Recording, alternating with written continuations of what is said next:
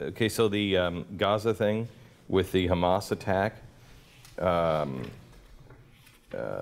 you know, people have been looking for crimes against the Geneva Convention. Here it is. Why isn't anybody reporting it? CNN reported it? We did Sunday and CNN did yesterday. Sharona had a great story Sunday. Tell the story, Joel. What they've discovered is that Hamas, through this tunnel network that they are finding, had intended an attack.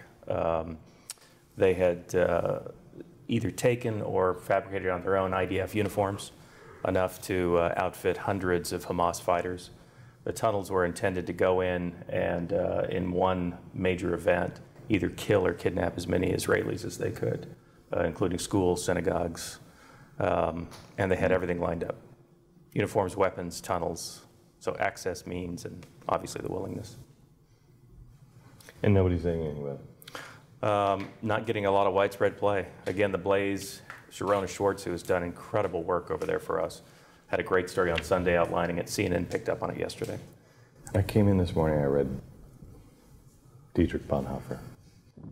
And I understand his failure. I think I know why he failed. I don't know how he could have succeeded. How do we turn it around? How do we stop?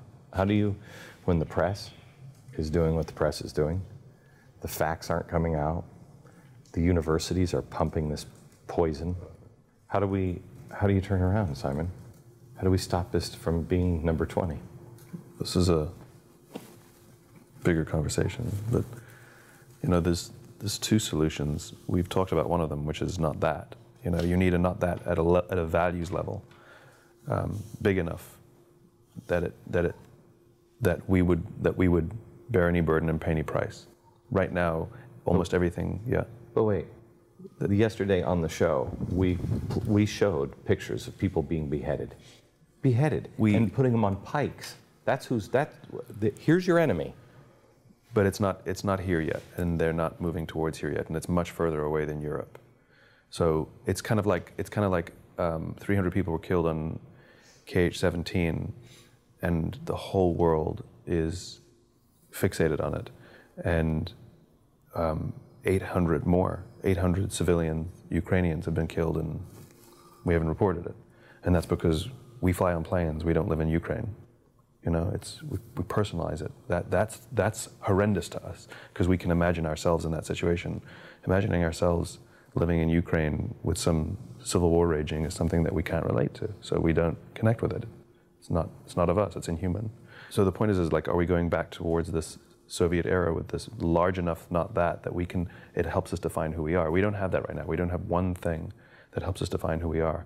I mean, you can define yourself as a religious person because you have faith in God, or you can look at the devil and say, not that. Either one works. And we don't have that yet. And so absent the big not values-based not that, we need an inspired leader to stand up. And we don't got that.